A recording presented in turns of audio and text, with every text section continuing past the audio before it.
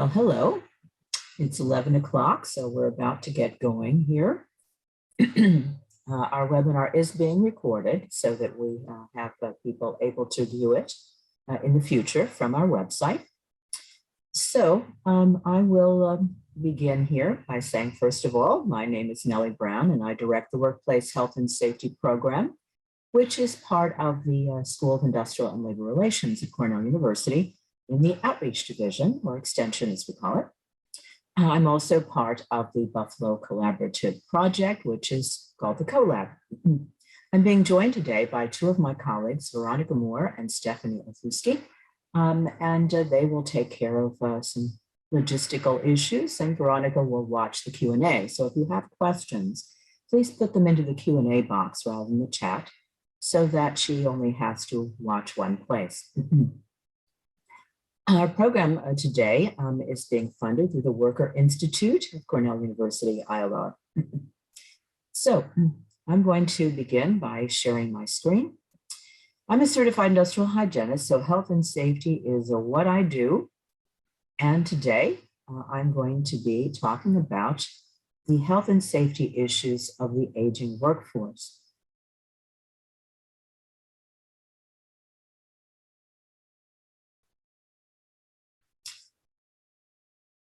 So of course, we're all going to experience aging. Certainly, age is better than the alternative. So let's take a look today at some of the real issues here and what is real versus what is mythology, what sort of things might be in fact stereotypes that may in fact not represent the issue of the aging workforce at all. So to begin, I'm going to talk a little bit at first about what we mean by this expression of an aging workforce. Why are we looking at it at all? We're also going to be exploring today what are some of the normal aging processes for various of our body systems, and then take a look at whether these have any real impact or application to the work environment, and then what might be strategies by which we could reduce our risk, minimize vulnerability for our aging workforce. I always like to have a little fun with my programs. Everything I talk about is pretty serious, so I like to lighten things where I can. So I have a few little quotes here and there through the program, and so I'm starting with this one. Yes, to age successfully, you have to start young, as was said by Fred Astaire. So I'm guessing that as we age, we've begun to notice things in ourselves, and I'll be willing to bet you have as well. So that raises interesting questions about ways that we might cope. You know, some of these you might be already doing unconsciously. And so as I talk about some of them today, you might find yourself doing a little bit of self-reflection. So I like to encourage people where possible to make use of strategic foresight. This is something that NIOSH, the National Institute for Occupational Safety and Health, is encouraging us to do. And you might check out NIOSH's website on this issue. They have some nice ideas and some work that they've already begun to do that you might want to take a look at. But this is where we're looking at planning ahead for what we see as the changes that might be coming, the trends that might be occurring that would influence the workplace and the workforce. These could be technological, economic, environmental, or political trends. And I think one of the things we need to incorporate into our views of what life is going to look like over the next few years, the trends we're already beginning to see, I think one of those is productive aging. And so I'm going to encourage you all to take a look at that. What we mean by strategic foresight is we start looking at where these trends might take us, what sort of alternative futures might we be facing if these trends continue, and then envision scenarios by which we might address them. So in today's program, I hope to give you some ideas along those lines.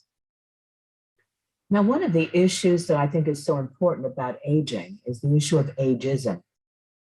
We tend to have oftentimes negative stereotypes about various aspects of human life and what it is to be human. And I think age can very well be one of them.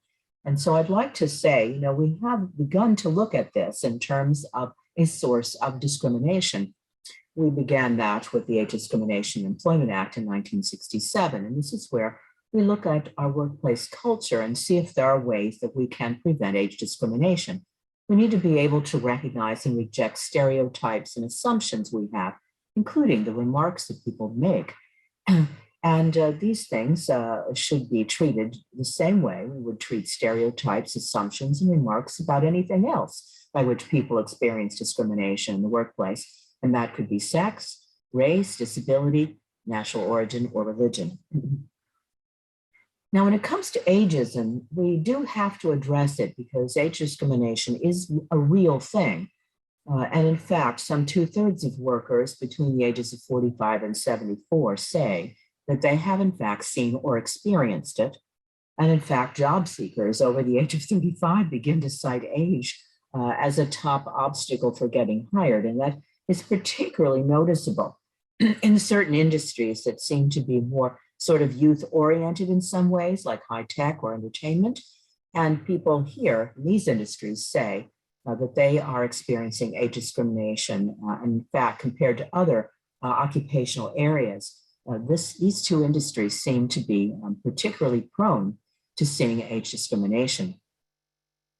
Now, when we look at age, one of the things we've observed is that over time, our ability to treat a number of diseases and conditions has in fact youthened us in a certain way. In fact, it's reasonable to say that 40 is the new 30. That if you look back in history around 1800, you would find that about 25% of males would survive to age 60. A 60-year-old was an elderly person. And in reading some old novels written around the mid-1800s, I will sometimes see phrases like, oh, the ladies in the room stood when an elderly lady walked in, an elderly lady of 40. I nearly fell off my chair when I read that one. Nowadays, of course, we see over 90% of males living to age 60, and we'll see there are differences here with gender as well, where women tend to live longer than men on the average. Now, these life expectancy changes that we've had over the years have in fact made it very misleading. If we were to compare someone today of the age 40 with someone who was 40 a century ago, we are in fact younger physically in so many different ways, physically and in fact mentally as well. So when you think about this demographic shift and to take a look at strategic foresight through this kind of lens, keep in mind that people are in fact living longer lives on average. We as a species are living longer. We as the result have the ability to work to an older age. We tend to have a desire to want to continue working and contributing. And for some people, the need to work is there economically, including, of course, we need to be able to fund our healthcare. We tend to find in our demographic look at the US that we tend to have smaller families than people historically did. And as a result, there are fewer younger workers coming into the workplace to replace retirees. And as a result, that may mean a big difference in hiring. We've begun to see a lot of effects already with the pandemic. And I think this issue of demographic shift has already been seen, and we'll see more of it. And if you look at the average age of the US workforce, in 1990, it was 39 years, and it's projected for 2029 to be 42.6. And that trend will probably continue for a bit longer. The projections we're seeing already are suggesting that more and more people who are older will remain in the workforce. And if you look at the projections that we've been seeing over time, what's turned out to be the case and what we're projecting even further, the latest report out of the US Bureau of Labor Statistics was a projection done around 2014. And it is the most recent one. I haven't tried to look for one more recently than that, but I haven't seen one that's done this kind of projection. And in fact, we'll see people well into their 70s and probably even older as well, staying in the workforce. So when we look at the idea of the American workforce aging, we're seeing a similar trends in Europe and in Japan and in some parts of South America. And in fact, when you look at who we are, over 45 years of age, we have a population of about 93 million people. And this is 44% of the civilian non-institutionalized population over the age of 15. By 2050, we project that that age group will in fact be over half of the population. The expectation is close to 53%. And that will tend to be a higher proportion of women than men because of the longer life expectancy for women. And we'll look a little bit at the gender differences with age in today's program. So when we look at the aging workforce, we find older workers are more skilled, they're more productive than people who are younger, but at the same time, they do seem to be more vulnerable. And when you look at those vulnerabilities, some of them are the normal changes that occur with age, but we also know that as we get older, there are certain health conditions that have a higher probability of developing. For example, coronary artery disease, forms of arthritis, and of course, various eye problems such as cataracts. And in fact, when we look at some of these inevitable changes with aging, and yet our productivity and performance stay high. And so as we examine some of these in today's program, we'll take a look at whether they are in fact significant. And for those that we feel we need to do some accommodation, there are some often very simple things we could be doing. We do see changes in our brains, brain cell connections reflected as well in our spatial abilities, our problem solving, our processing of information, and our ability to multitask or hold simultaneous items in our brain at the same time. These things do change, but as we'll see later, the significance of them may not be that much. Now, over on the right, we see changes to our physical bodies, such as changes to our immune system, our muscle mass and bone density, our ability to engage in vigorous exercise based upon our oxygen uptake and exercise capacity generally. We also see changes to our senses. We see changes to vision, hearing, touch, and smell, and along with changes to touch, our ability to address heat and cold, our perception of it, and our ability to address it change as well. Now, how is it that despite these changes with aging, productivity and performance in older workers stays high? Well, it seems that most jobs don't really require us to perform at the full capacity our bodies and brains can actually do. Even though as we age, we may be working a little closer to our upper limits, for example, than younger workers, but we're still working within our range. Now, keep in mind that I'm going to talk about aging generally, but there's a great deal of variability from one person to another. For some people, age may hit a lot harder than it does others. Others may not notice much of a change at all as they age. So it's important, I think, to realize that a lot of what we may do as accommodation may in fact reflect some of this variability. Please keep in mind that I can't see raised hands in my view of the program, and I can't see the Q&A. So Veronica is managing the Q&A for me. So if you have a concern, please put it into the Q&A so that she can relay it to me.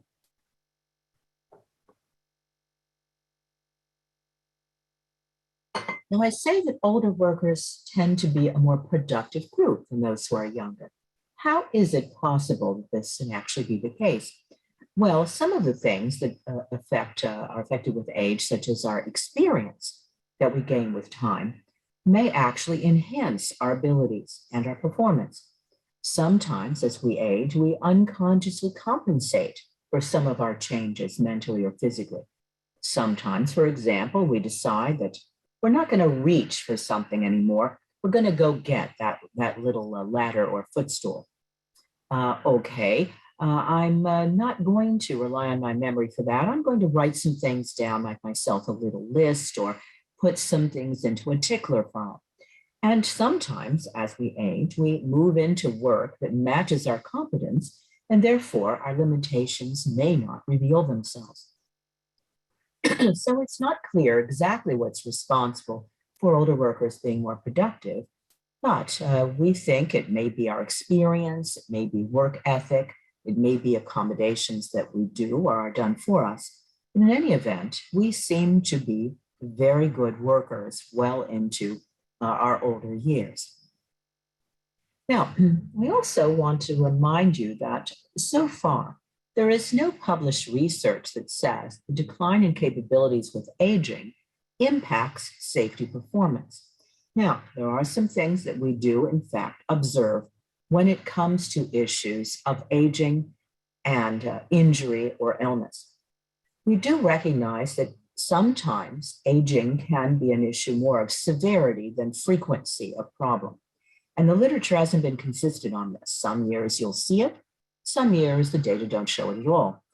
Now, it does seem, however, that when workers become more than 55 years of age, there are possibilities for more severe outcomes. As I said, some years the data shows it, some years it doesn't. Now, how this might occur? Well, sometimes it's differences in falls, where a fall from a height that a younger person may have produced severe bruising, an older person might result in a broken bone.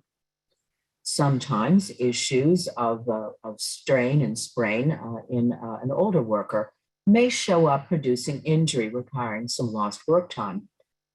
We also recognize as we age, our rate of healing slows down and we may require longer recuperation times from those injuries that do occur. So even though older people are not showing a larger number of injuries in proportion to their numbers in the workforce, when they do experience an injury, sometimes we see it is more severe than it would have been when they were younger. Now, when it comes to issues of fatality, once you look at workers over 65 years of age, you do see a higher fatality rate. It's varied over the years. We've seen it ranging anywhere from 3 to as much as 7 times the rate of people younger. This has particularly been true for deaths involving interactions with machinery or for, of course, falls from a height. Now, when it comes to falls to the same level, people slip and trip and fall right on the same surface they're walking on, we do tend to find people requiring more time to recover and heal. For example, if you look at a fall to the same level leading to days away from work, for workers as a whole, you might see 2 out of 3 people needing recovery time like that. Whereas as people get 65 years or older, you might see 4 out of 5 workers needing that kind of recovery time. So let's take a look at what this might really mean for us. How do our various aspects of our bodies and brains age? And what might we be able to do that and still remain very productive?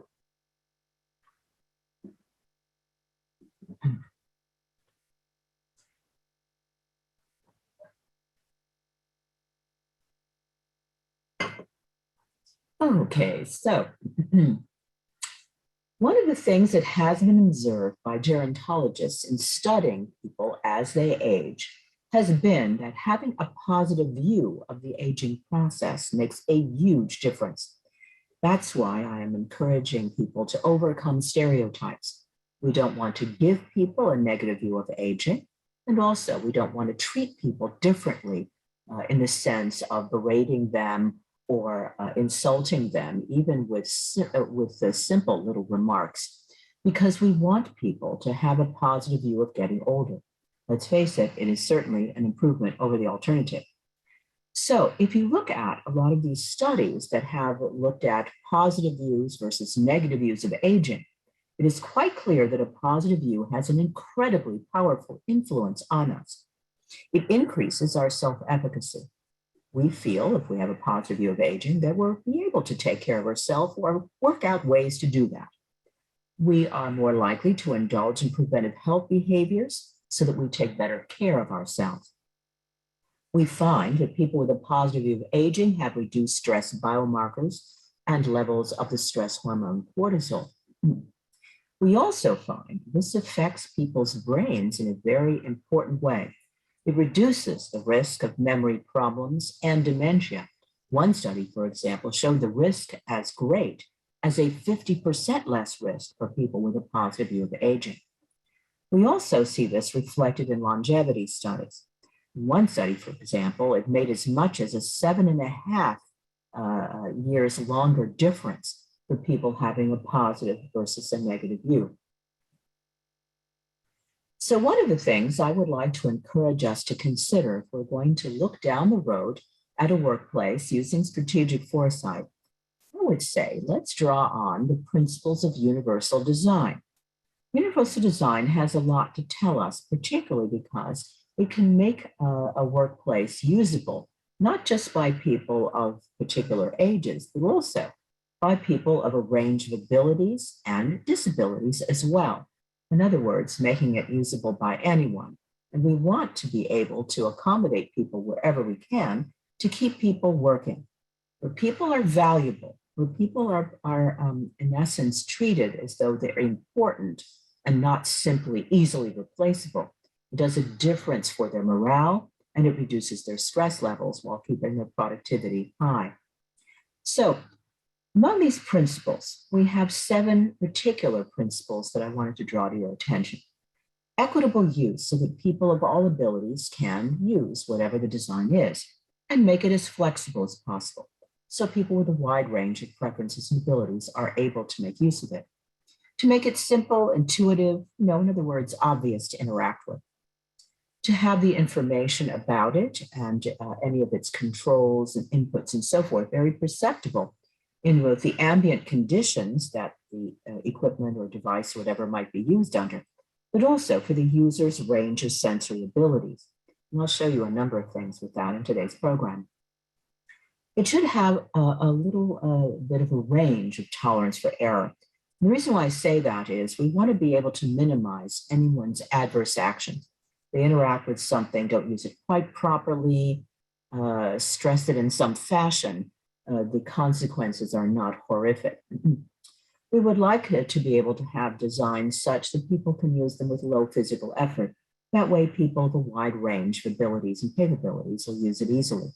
And also to have the design such that people can approach it and use it easily in terms of its size, design, and the space needed to interact with it.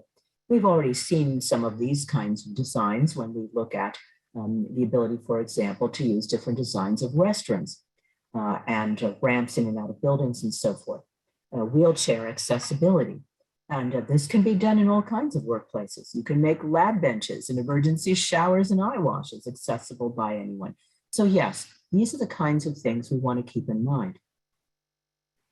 Now, let's take a look at what we mean by the aging process. It's not really clear biologically what we really mean by the word old.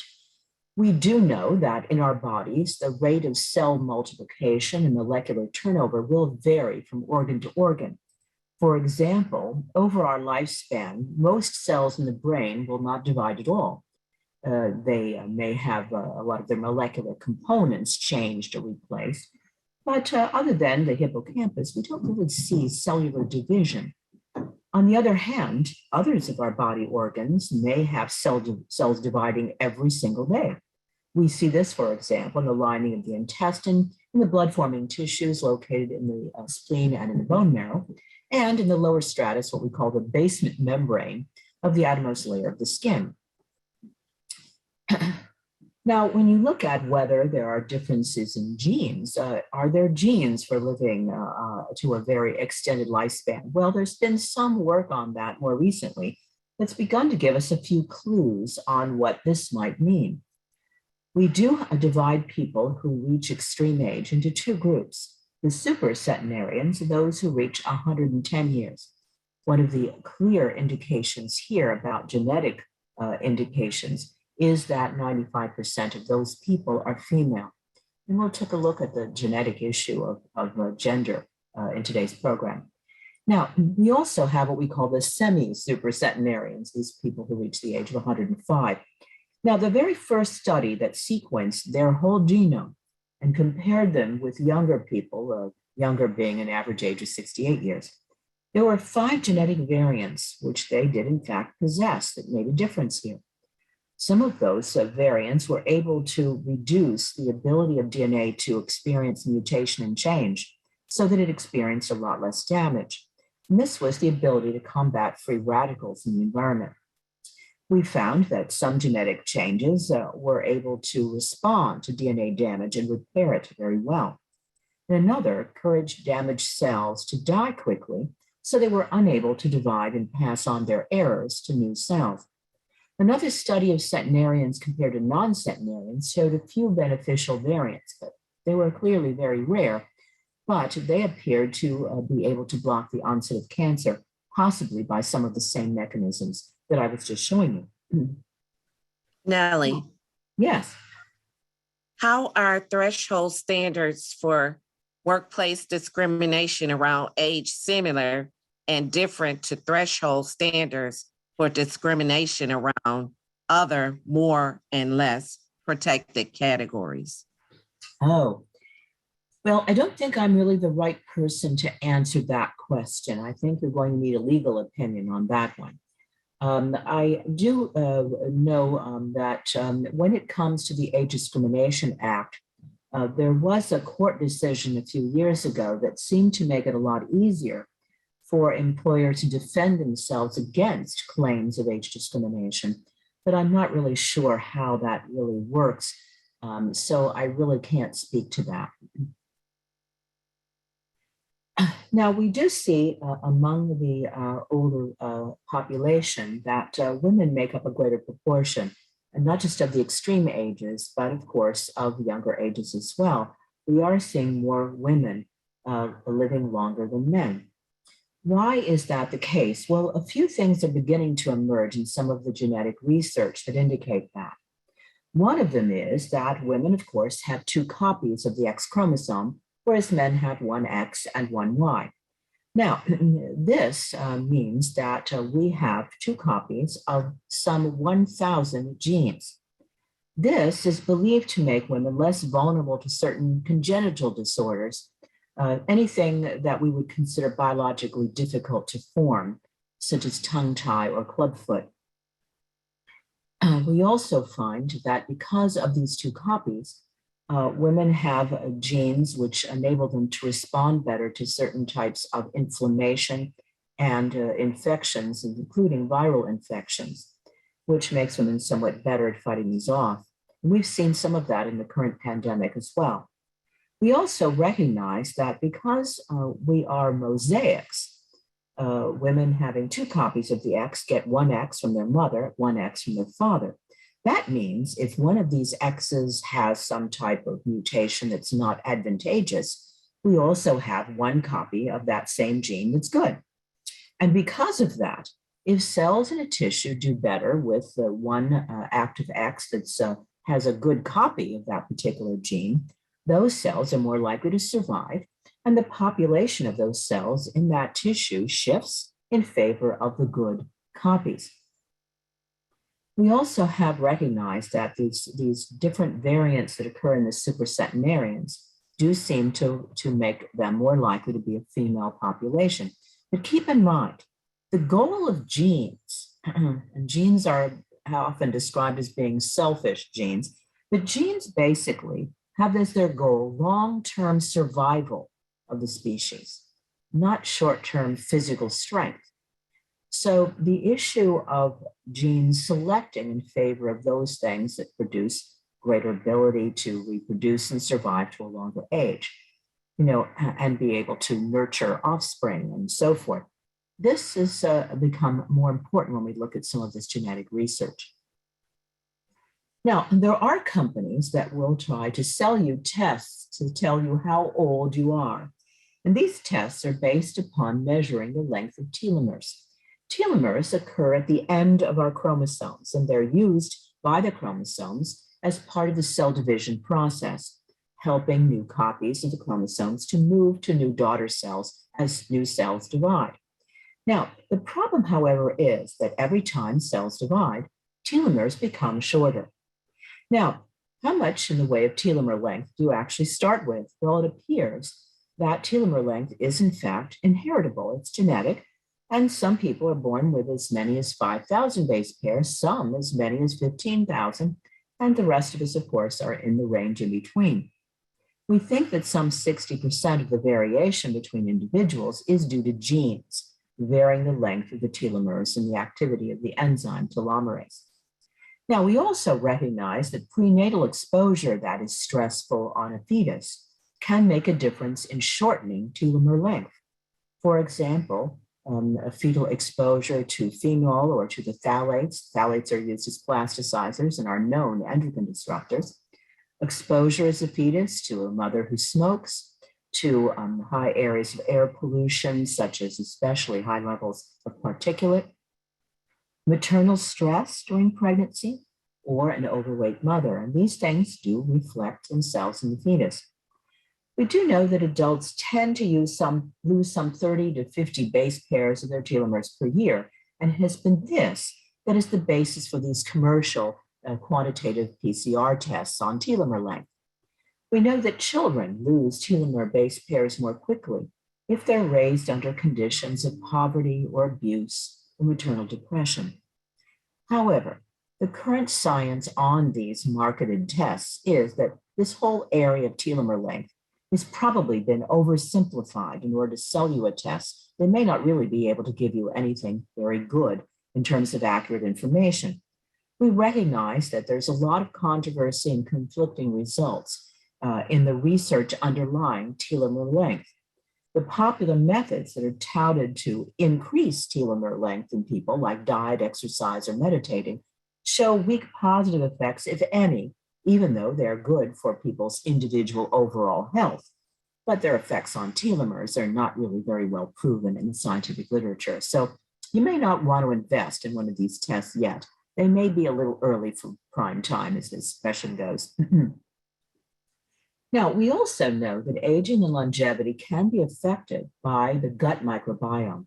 The bacteria that inherit our intestines are responsible for doing a lot of beneficial activity. They protect us from a lot of disease organisms that pass through the digestive tract. They also break down food and produce a number of our vitamins. So yes, these are very important for us. We know that as a fetus, the fetus ingests bacteria and fungi from the uterus. And in fact, the baby acquires a lot of its gut microbes as it passes through the birth canal, as well as some microflora from the mother's breast milk. Now, as infants begin to eat solid foods, their gut microbiome will change. However, if they continue to eat milk products, some of these original microbes will remain. Now, at puberty, there are big changes in our gut flora. We know in men that as testosterone affects gut flora, it appears to be a more stable hormone throughout so much of the person's lifespan, and it tends to favor, in males, a consistent mix of microbes. However, in women, our oscillating estrogen levels that happen with our monthly cycle appears to produce a more diverse microbiome, and maybe that microbiome diversity is what helps with longevity as well.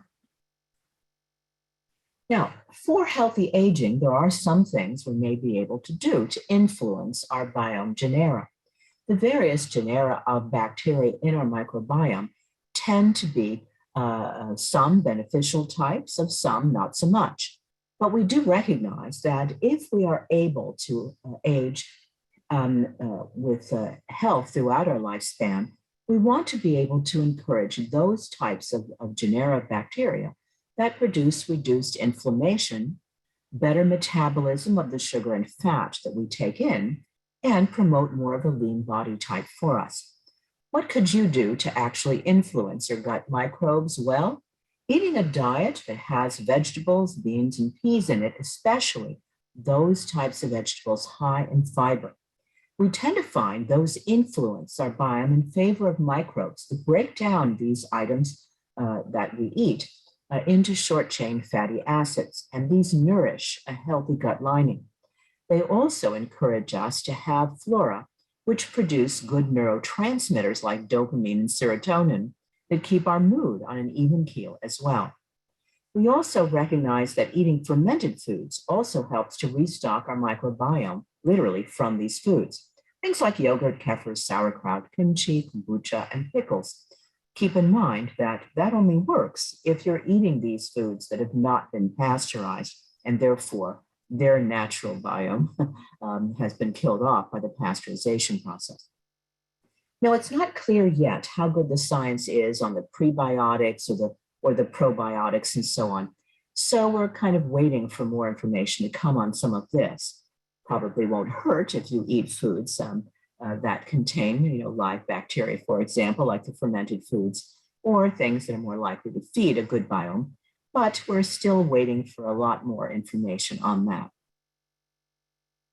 So let's take a look at our normal aging process and what we might be able to do to keep people working well into a healthy age. Now, let's take a look first at strength and endurance. We know that as we age, our strength probably will peak somewhere around age 30 and begin to decline thereafter, with a more rapid decline, in fact, after age 60. And this is even if we try to keep ourselves in a good physical condition by taking good care of our bodies and getting good exercise. We recognize as we get older that fatigue happens faster, rest and sleep are often not quite enough for us. Sometimes we have to adjust our exercise routines to make sure that we give some muscles 48 hours of rest and not just 24. Now, we have some recent research, things that just came out in 2021, in fact, that have finally been able to follow people throughout a fairly long number of decades and are able to answer the question of how our daily energy expenditure changes as we age. Now, of course, all of our life's tasks require energy, whether it's the development of our bodies as we grow up, our ability to reproduce, our ability to maintain our bodies, our ability to move in any way. These things all require energy. And our energy usage does seem to change in 4 distinct life stages. The expenditure accelerates rapidly in newborns, reaching literally a good 50% above adult values at the age of 1 year. And then from that point till you reach about the age of 20, it declines slowly, leveling off at about age 20 to our adult level. And that level appears to remain stable. It used to be thought that our metabolism, would decline a few percent every year as we age, but that's been disproven now. It remains stable actually from age 20 to about age 60, even during pregnancy. But then as we get older than age 60, it begins to decline at that point. So what can we do about these things and how do they affect us in the workplace? Well, we know that if people work shift work, the effect of fatigue is less tolerated by people as they get older. Also, our decreased alertness becomes more likely as we get older. So this inability to tolerate shift work increases with age, even in people who are on permanent night shifts, and you would think they would be as well adapted as is possible. We tend to find that people when working on night shifts for say 20 to 25 years and they reach age 40, 45 or older, that we begin to find their inability to tolerate shift work.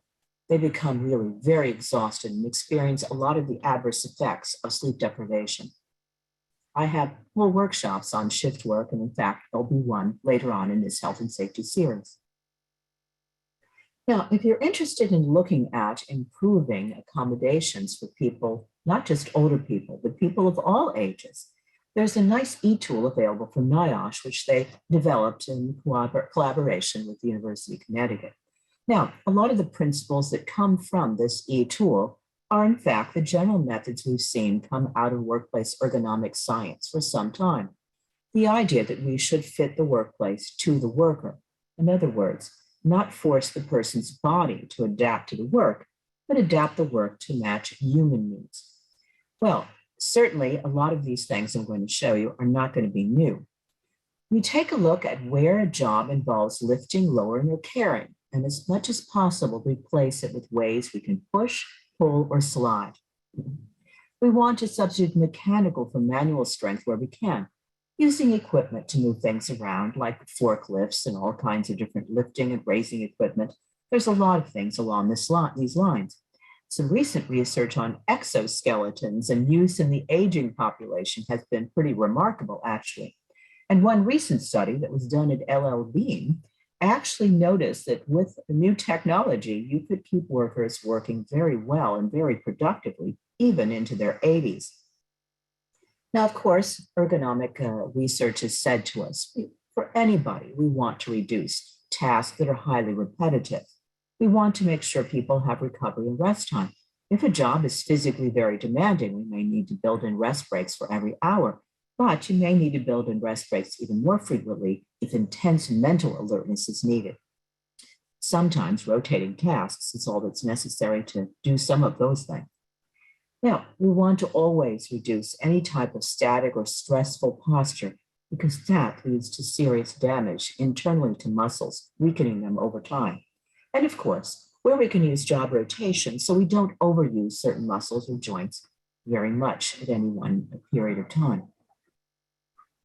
Now, if you look at what older people have said works well for them, among those things that they ask for are these.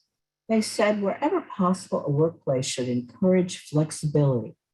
Flexibility in scheduling, in work conditions and organization of the tasks, in the work location, and in which tasks are done and how frequently and so on they are done. Remember, giving flexibility to workers does not mean that managers give up any authority. It simply means you draw on your workplace for their ideas of things that will work well for them. And wow, what a difference that makes in people's productivity. Now, whenever possible, people ask, can you match the tasks to their abilities, augmenting them with technology when needed?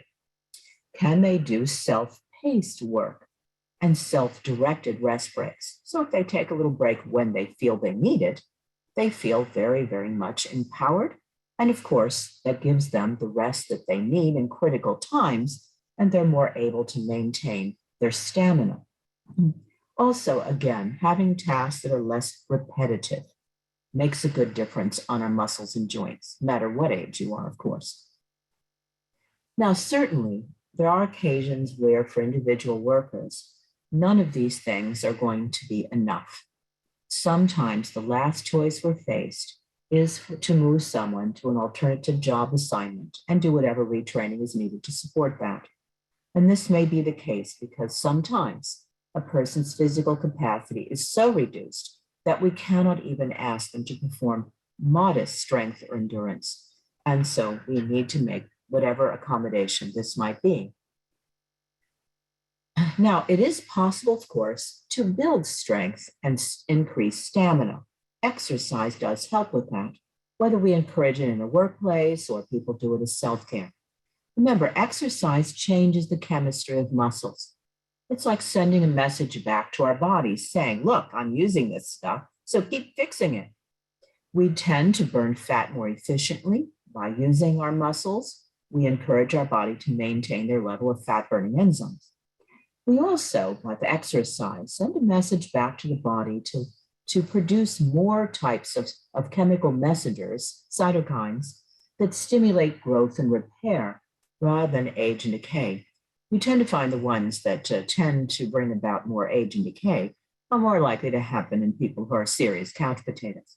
Now, keep in mind that any exercise is valuable. It's just that if you have certain goals, some types of exercise are more efficient than others in achieving those goals. One of the things we are seeing being encouraged a lot, and a lot of the research more recently, is to get out into nature. Whatever we do outside, being among plants, seeing the sun, and so on, makes a big difference. The Japanese call this forest bathing, and we've seen some tremendous effects on that, on the body with it. For example, we've seen it strengthen the immune system and actually influence the population in our gut microbiome as well. So clearly its effects are profound beyond just exercise itself. Now, I think of exercise as falling into two big buckets. One of them is aerobic. Aerobic exercise is where we use the big muscles of the lower body. Now, there are machines called upper ergonomers which exercise the the arms specifically. So if you cannot exercise the big muscles in the legs, then there is a substitute for that. Now, this type of exercise is more of an endurance exercise. What you do, whether it's walking, running, bicycling, working on various types of machines like rowing, whatever it is that you do, you want to do it to a comfortable pace. It's as fast as you can do it, but does not get you out of breath. You want to make sure you keep your body well supplied with oxygen. That way, it'll burn both sugar and fat as fuels. And that's what we really want for endurance exercise. Now, how much is really beneficial? Well, it doesn't take a lot. Once you get to your pace, all you have to do is do it for at least 12 minutes. And of course, as you build your endurance and stamina, you'll probably do it for a lot longer than that. Now, the benefits of this type of exercise are dramatic. They improve the heart, they reduce your body fat and build more lean muscle, and they're great at reducing stress. I find that the exercise bike is what works for me on this.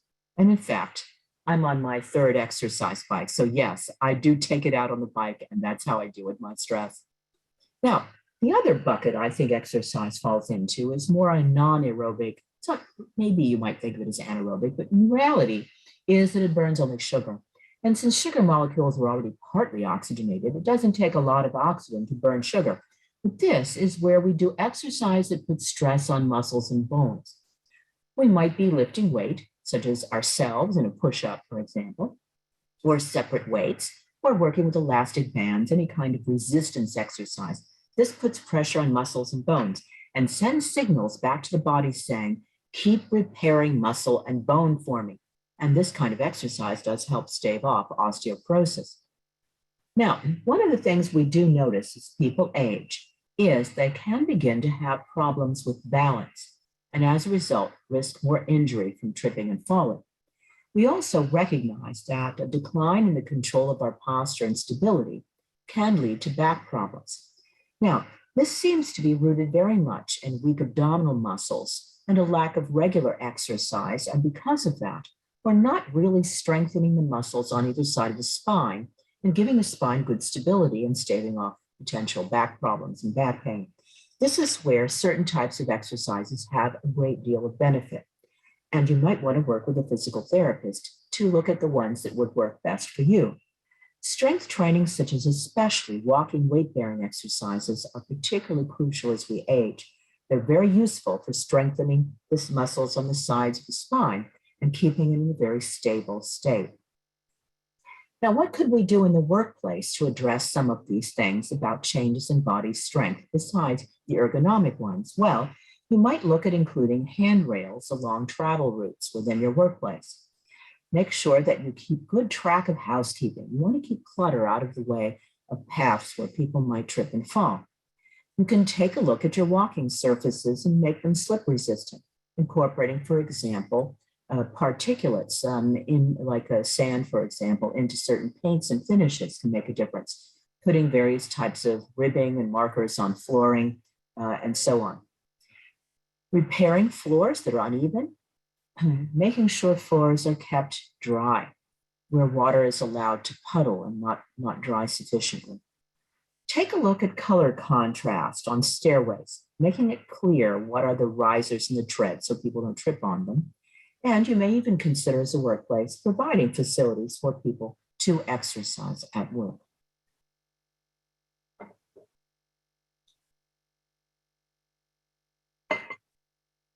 Of course. So, among the aging processes we see are changes to our senses. One of them is the sense of smell. As we get over age 65, we're even less likely to notice we're losing it. So, the sense of smell is such an important early warning for us. We recognize early signs of smoldering fires. We recognize the smell of spoiled food. We might recognize changes in work processes. I've worked in workplaces where people really can tell if a process is changing because of a change in the way it smells. Now, we've noticed this, of course, with the pandemic as well, that some people have lost a sense of smell due to the infection with SARS-CoV-2 producing COVID-19, and older people less likely to recognize their sense of smell is gone. Now, something to keep in mind. The olfactory nerve cells in your nose, that are in other words involved in the sense of smell, are directly connected to the brain's olfactory bulbs. Then the next connection from there goes to the hippocampus that processes short-term memory, and then to the amygdala that processes emotion. So in other words, the cells in your nose are only 2 nerve synapses away from the parts of the brain that are also affected in many neurodegenerative diseases as well. So some people are beginning to argue that the sense of smell may be an early warning of degeneration in other parts of the brain. Maybe we should incorporate a test on the sense of smell as part of our annual physicals. Now, we recognize changes as we age in the sense of sight as well. We know aging by itself does see certain types of conditions simply occur greater percentage of the time in people older, like macular degeneration, glaucoma, and cataracts. We recognize as we age that our ability for our lens to focus is not as good. It begins to lose some of its elasticity, and we lose some of the ability to focus on near objects. We also recognize changes in the lens in terms of its ability to be a little bit yellower, and as a result, diminish our color discrimination. And we see this differences in focus also affect our depth perception too.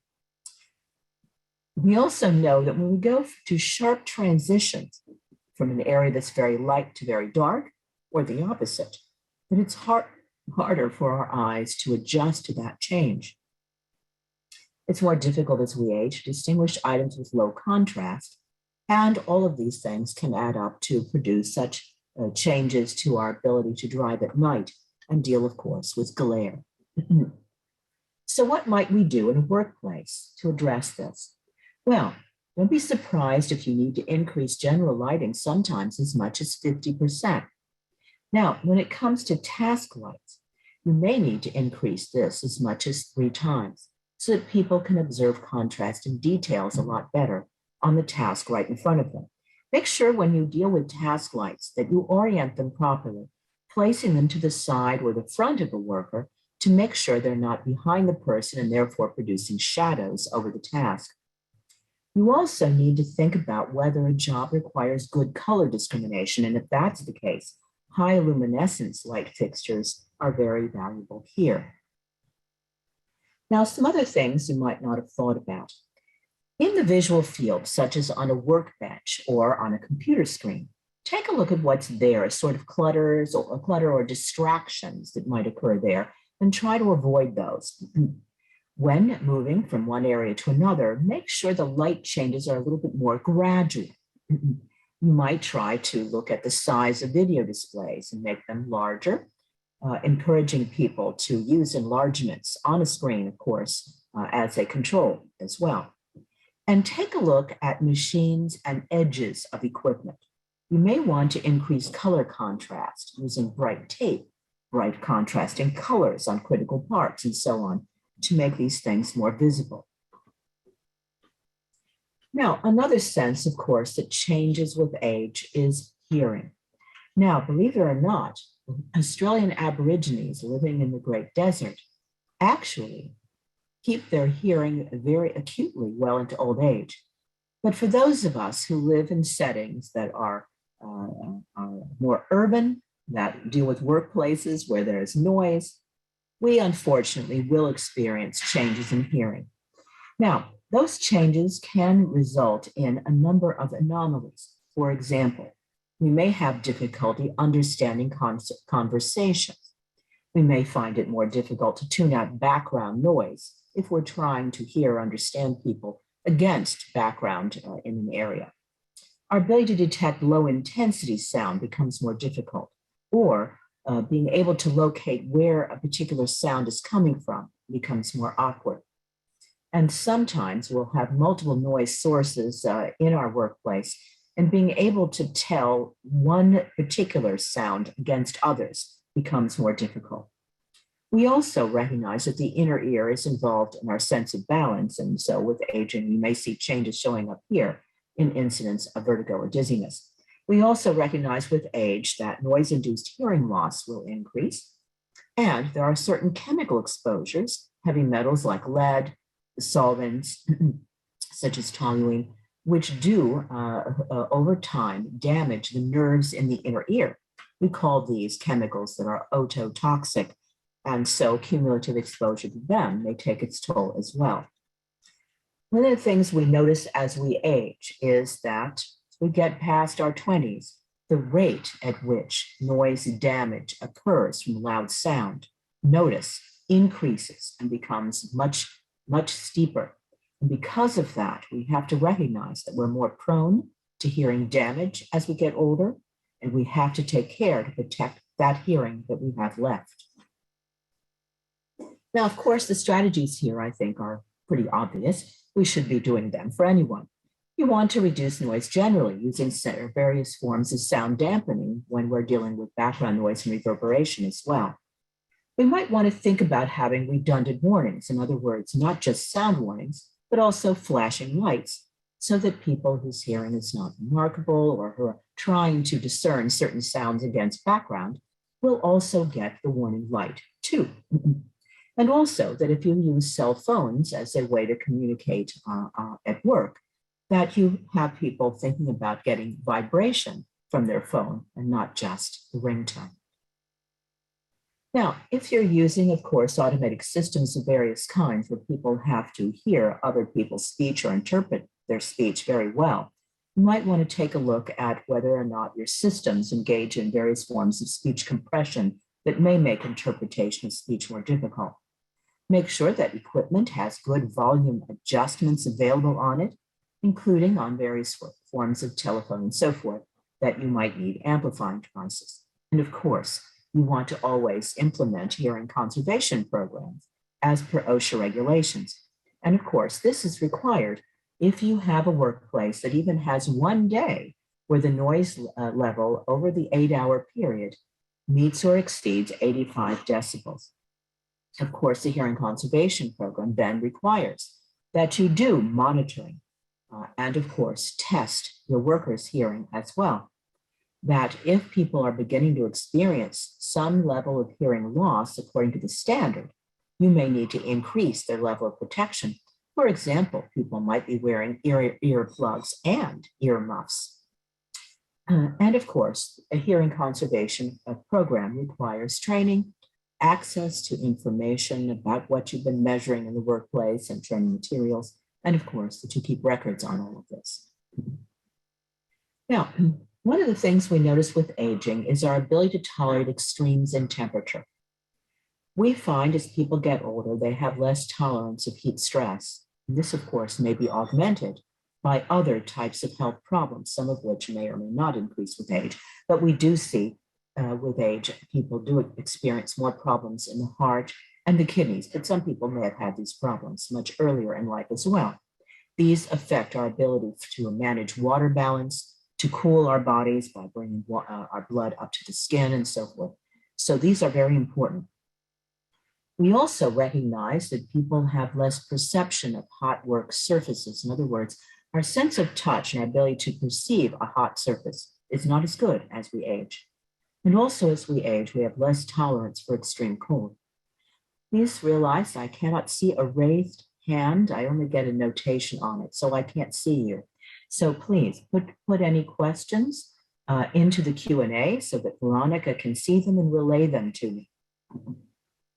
Now, you might want to take a look at reviewing your program internally in your workplace for your personal protective equipment, how you have evaluated hazards of extremes of heat or cold, and how you're selecting your PPE, and make sure, of course, you have enough supplies of this for your workforce. Hand protection, of course, for hot and cold surfaces is one thing I would especially point out to, because again, the sense of touch as we get older is not as good to recognize when we're coming in contact with something that's extreme in hot or cold. Make sure that people are able to be kept warm enough in cold environments. Take a look at your workplace's heat alert program. This is something NIOSH has recommended for years, and now we have OSHA beginning to draft a heat stress standard. They put out an advance notice of proposed rulemaking on it, so keep your eyes out for that notice and for the proposed rule when it begins to emerge. You want to make comments to make sure this will work for your workplace. I would like to suggest to implement a cold stress program similarly. Now, one of the last things I wanted to share with you is this issue of changes that happen to the brain. We do know as we age, there are effects on both short and long-term memory, but intelligence actually does not change with age. We do know that our short-term memory is impaired. Our retrieval of long-term memory is not as good. We do see declines, as I mentioned earlier, in spatial abilities, problem solving, processing, and doing multiple tasks at one time. However, the real question is that while we can measure these sorts of things in the laboratory, how important are they really in the workplace? Well, here's what we've discovered really in terms of their implications. We know that older adults make decisions more slowly than younger ones, but the reason for that is very straightforward. We have acquired, as we've gotten older, a larger database. Our database is more filled with experience. We have a lot more memory in there. So we consult more of these experiences when we make decisions. So that takes a little bit more time. So it means that the quality of our decisions is not affected with age. If anything, it's probably better. But without saying it's necessarily better, that depends on, of course, the individual. The reality is that we spend a little bit more time reflecting on things because we have more things to reflect upon. That is what makes older workers valuable for their experience. Now, it's unclear exactly how workers are affected in a real life work setting by changes to memory. Because, when we're in the workplace, we're influenced by things like our habits, our memory, in fact, for procedural skills, which is stored heavily also in the cerebellum and besides the cerebrum, also tends to be very well maintained with age. So knowing how to operate a piece of equipment, how to interact with something, how a particular process works and being alert to changes in it, these kinds of habits tend to be very well maintained with age. We also know that when people are in the workplace, there are plenty of cues to action. We're in a place where we recognize the setting, all the things around us, and so on. And these things automatically cue us as to what we need to do and how we need to behave. Now, we can, of course, explore these things. Yes?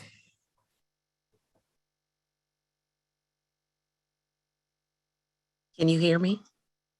Yes. Question: how can an older employee convince a younger employee to become more productive?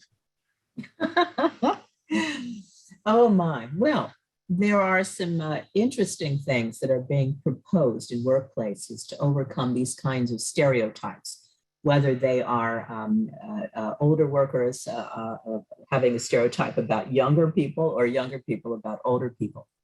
And some of the things that have been suggested is that the employer do literally training programs on the issue of aging and stereotypes and get them right out in the open.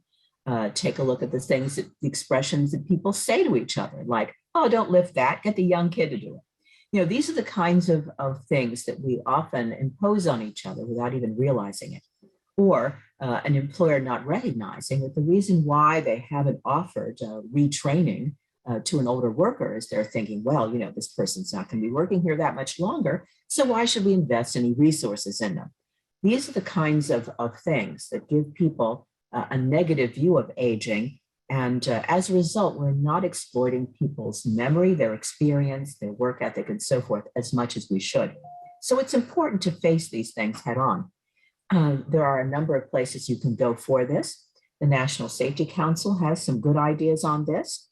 NIOSH has a nice section on healthy aging that addresses a lot of this. And there are some nice ideas from AARP as well. Now, some of the ways that we can exploit our habits and cues to action are by the signage we put up, such as a poster showing a particular process or reminding people about the steps to change the battery in the forklift. We might post flow charts so that people know what the next step is, or post a decision tree on something. People might have cheat sheets that they refer to, or to-do lists. I'm a big one for to-do lists. I simply call it external memory. Now, with looking at new skills, ways that we can, in fact, put new skills into older brains, I want you to realize that the idea that you can't teach an old dog new tricks was disproved quite a few years ago.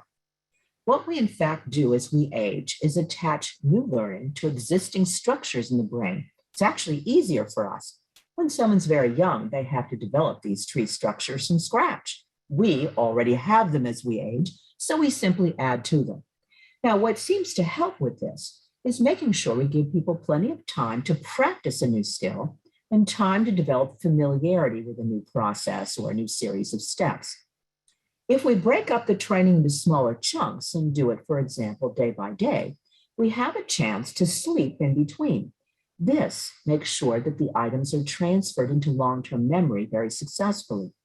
And please make sure that you do get enough sleep. We need to make sure we spend enough time adding to our memory tree structures. Oftentimes, the only thing people really need is a hands-on refresher, a chance to play with something a little bit for a while in a non-work sort of situation, non-critical scenario or whatever, so that they get a chance to practice something, where the decision from it is not as critical, and you get a chance to play around with something and feel more relaxed with it. Now, it's also extremely useful when we do any type of training to relate new information to past learning. This helps reinforce our tree structures in our memory. So anything that makes this learning more practical by drawing on experience, like stories, group exercises where people talk to each other. I've used this quite a bit, and making sure when I do training, I break people into groups that mix younger and older people together. And the value of that is that older people will tell stories to young people. I remember doing something like this in a training I was giving on confined space entry. People were working on a problem solving for a particular story that was a real case. And one of the younger workers I overheard saying, after reading this story, nobody would make a mistake like that. And then an older person in the group spoke up and said, that's because you didn't work here when Fred worked here, because that's exactly what he did. And so these are the kinds of things that people can tell each other. Use pictures, audio narration for computer-based learning so that it's not just writing. I would suggest you consider drawing on multiple intelligences theory. Now, this theory says that the more ways that you learn something, the more modes in which you learn it, the more places in the brain you store it. And that increases the probability that down the road, when you need to retrieve it, you're more likely to retrieve it easily. So whether it's something we take in visually, whether it's something we relate to what happens in nature, I'm going clockwise here, whether we've made up a little ditty or rhyme to remind ourselves of how something is supposed to go. This is a very important memory tool, and in fact, is the oldest memory tool that we developed starting when we were children. In fact, I bet you can't even recite the alphabet without singing it. We might look at formulas or graphs that give us a chance to see the proportions of things, how they relate to each other. We might read about something in a manual, for example, or in the flowchart with steps written out. We practice something manually, physically do it. That builds memory very powerfully. We might be giving people time to reflect on something, like saying to them, okay, here's the manual on something. Take your time to take a look through it, and then we'll be working on it next week. And then, of course, group exercises and activities where people get a chance to work on things together. Now, one of the things, yes. Question. With return to work, vaccinated elders are still high risk. Can this be noted? Yes, certainly we can make sure that whatever it is that people are doing in terms of the risk factors for their exposure, are there ways we might accommodate that? If someone is doing a task which cannot be done remotely, is it possible to schedule them, for example, when fewer people are around? Do we need to make sure that they're in a work area where they don't interact with a lot of people by making sure there's good distance involved here? Can we improve the ventilation in their area? Do they need to continue wearing a mask, and should other people wear masks when they encounter these people? Keep in mind that when it comes to having been vaccinated, our risks become at this point very individual. If we're in a high-risk group because of our past history of health problems, of our various risk factors with age or immune system activity, these are things that we might be able to get accommodations for under the Americans with Disabilities Act. And often these accommodations, as I've described them, can be just very simple and benefit everybody. Now, one of the things that does help in keeping our brains very active well into old age are things that we call flow activities. In other words, things that we are so caught up in doing them because we're enjoying ourselves that we lose track of time. These are things that we might do for recreation. They might be a hobby. They might be outside interests that are very different from work, or they might be lifelong learning we do. So much of our lives, we find ourselves living vicariously, watching others, listening to musicians, so forth, doing television and mass media consumption that's very passive in its activity. Instead, we need to do our own skills. The more that we learn something new, try something, play a game, do a hobby, engage in a sport, anything we do like this keeps our brains active. And in longevity studies of flow activities, we found these items reduce stress and increase longevity. People who are enjoying life with some of these activities nurture their health. They're more likely to engage in risky behavior. And we also found in these longevity studies that it's almost as though these activities help us to build a brain reserve, because these are people, when they've been studied, that indicate they have either less Alzheimer's frequency or milder cases of it. So again, we're sending signals back to the body. I'm using my brain for all kinds of things, so keep it up in good repair. Now, we do know as we age, our immune system does decline. It declines in its effectiveness. We know that there are differences here with gender. The women tend to be more likely to activate T cells in the thymus that engulf and destroy infected cells and help with the cells that the viruses have been tagged by our antibodies. So yes, but this response in women tends to be sustained well into old age. Unfortunately, having a more robust immune system in women means that women tend to have higher rates of immune system overactivity, and as a result, autoimmune diseases. We know that as we get older, we have a declining response to vaccination. This is where boosters, of course, have been targeting older people among other groups first, but also it means that we've adjusted some of our vaccines accordingly. For example, if you're older in your 60s and older, your flu vaccine will have an adjuvant added to it. That's an immune system booster to help it work more effectively. We also know that our increased susceptibility to infection does seem to increase with age. And I'll use COVID-19 as an example. SARS-CoV-2 attaches to body cells that have what are called ACE2 receptors on them. Many of our body cells, of course, have these. But I wanted you to note the receptors in the nose, where this virus is typically attaching quite early on in the stage of an infection. These numbers of ACE2 receptors in the nose increase with age.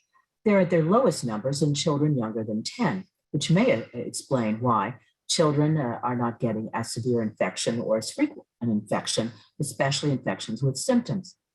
However, the number of ACE2 receptors increases as we get older, reaching a peak when we're about 25 and staying high throughout our lifetime. So this is what makes the adults more susceptible.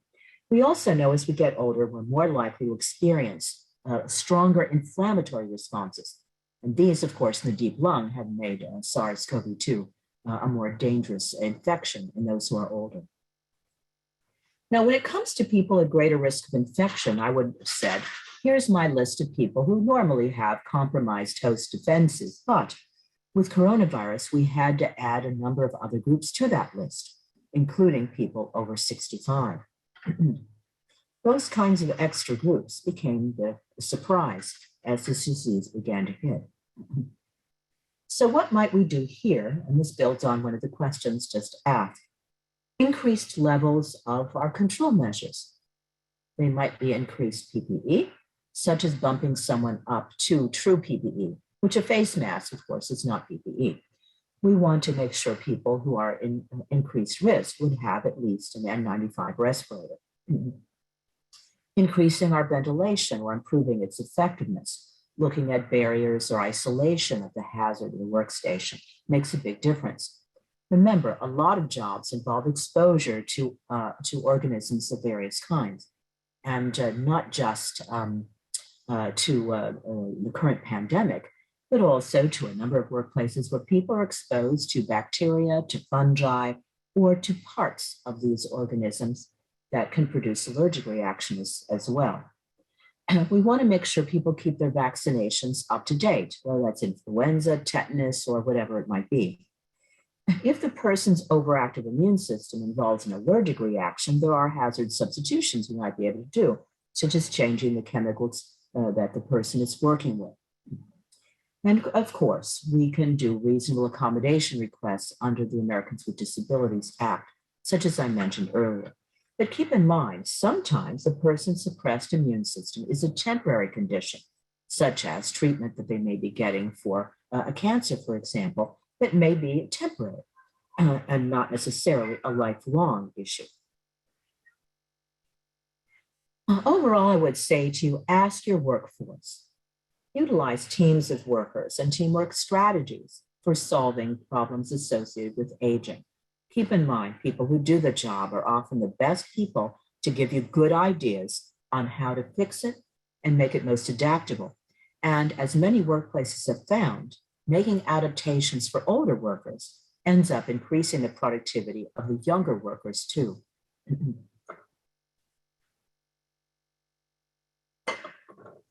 Okay, so I'm going to stop my share at this point. And see if I can assist anyone. I have someone with, I can see now, a raised hand. Howard, I can ask you to unmute. And if you would like to ask a question now, if you didn't get a chance to ask it earlier. My question was asked. Oh, okay.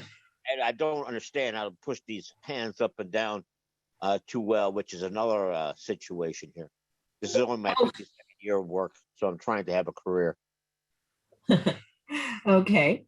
Well, if you go back to where you were able to trigger the raise hand, you should now see a little block that reads lower hand. Love the technology when it works.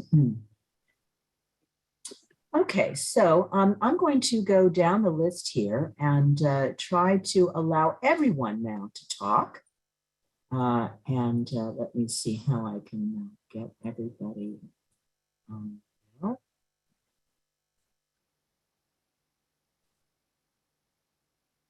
Okay. We still have some 29 people here, so it's a good sized group. Okay, let me see if I've got everybody. Okay, I think I've allowed everyone to talk, except for, let's see, Karen Westerfield. Unfortunately, you're using an older version of Zoom, and I can allow you to talk by promoting you to a panelist. So I just did that, so you should be okay now. So if anyone would like to ask a question, you're welcome to unmute yourself.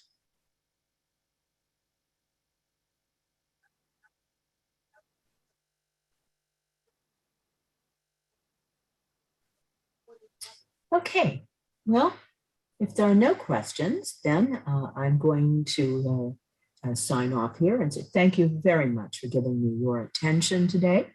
I hope you will join us for other programs in this series. And please do give us feedback to let us know if this series is being useful for you, or if there are other topics you would like to see sometime. I will discuss those with the Worker Institute and we'll see what we can do. Otherwise, thank you very much for giving me your attention. If you would like to contact me, my email is my initials, NJB, and the number 7, in other words, njb7@cornell.edu. Or you can put my name, Nellie Brown, into Cornell University's website, and you'll get information on how to contact me.